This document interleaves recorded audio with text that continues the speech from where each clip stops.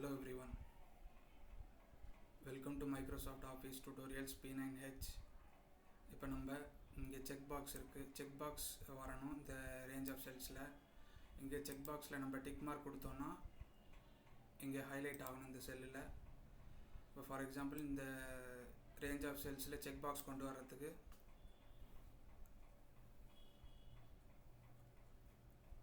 Alt NCB check box வந்தாச்சு. இப்போ for example இந்த ரேஞ்சில் நம்மளுக்கு ஹைலைட் ஆகணும்னா இந்த ரேஞ்சில் கண்ட்ரோல் ஷிஃப்ட் டவுன் ஆரோ கொடுத்து கம்ப்ளீட் ரேஞ்சை செலக்ட் பண்ணிவிட்டு ஹோம் டேப்பில் கண்டிஷனல் ஃபார்மேட்டிங், அதில் நியூ ரூல் யூஸ் அ ஃபார்முலா. இப்போ ஃபார்மேட் வேல்யூஸ் அந்த பாக்ஸில் ஈக்குவல் டு இந்த செல் செக் பாக்ஸ் இருக்கக்கூடிய அந்த செல் F4 கொடுத்து ரிப்பீட்டிவாக கொடுத்தோம்னா cell reference types of cell reference change ஆகும். இப்போ ஏன்ற காலம் மட்டும் லாக் ஆகணும்.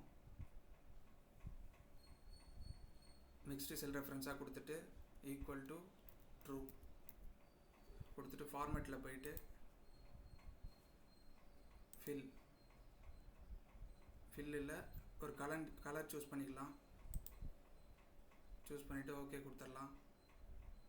சூஸ் பண்ணிவிட்டு ஃபாண்ட்டில் போயிட்டு ஸ்ட்ரைக் த்ரூ கொடுத்துடலாம்.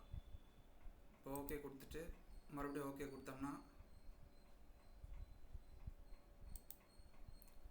இப்போ அப்ளை ஆகிடுச்சு. இப்போ ஃபார் எக்ஸாம்பிள் இங்கே வந்து நம்ம டிக் மார்க் கொடுக்குறோன்னா ஹைலைட் ஆகும். டிக் மார்க் எடுத்து விட்டுட்டோம்னா ஹைலைட் ஆகாது.